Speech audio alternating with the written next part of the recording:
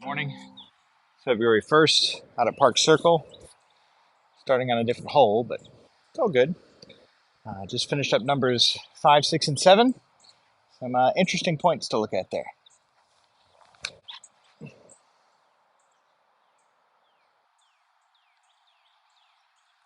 That was pretty good. All right, let's try it with the fuse.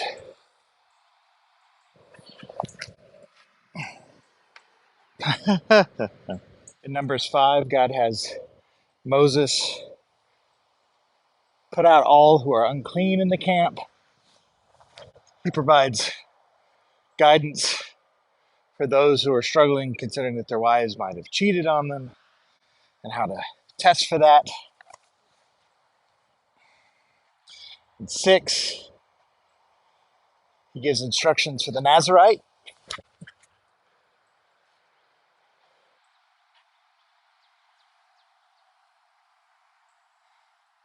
So the one that would be set apart and consecrated to the Lord. And then it ends in a really cool way. Into chapter 6 says, gives the Aaronic blessing, in which the Lord's covenant name is used 3 times to pronounce blessing on the people of Israel.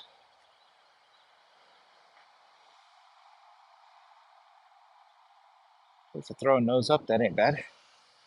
And it's glorious. God says through this blessing, he's going to put his name on his people, and that'll keep them. It'll bless them. Being called by God's name is a blessing.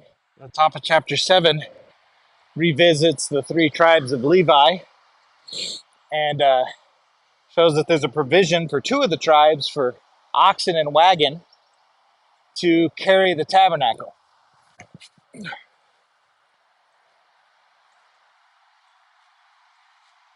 And each of the other tribes contributes an oxen, and they're able to load up all the stuff. But the one tribe that carries the most holy things, they have to carry it all by hand, so they don't get a wagon.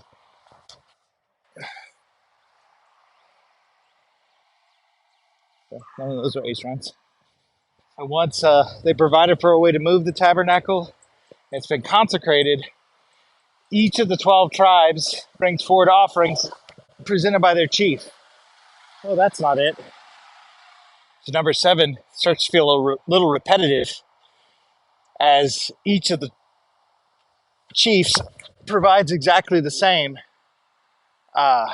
offering. And over and over again across 12 days. They bring forward 12 sacrifices across 12 days, and that's how they consecrate the altar.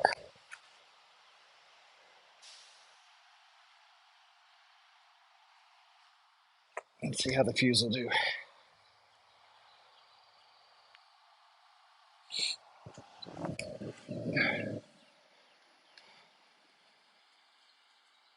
Oh, it's better. None of those are ace runs. Once the tabernacle is consecrated, we end on this glorious passage where Moses goes in and he speaks to God, and he hears from God over the mercy seat.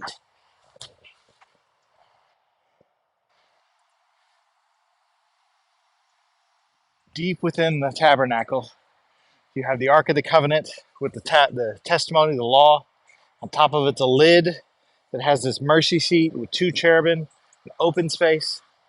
And it's from there that God reigns over his people and communicates with his mediator. It's not from a throne of judgment at that point, but from a mercy seat that God interacts with Moses.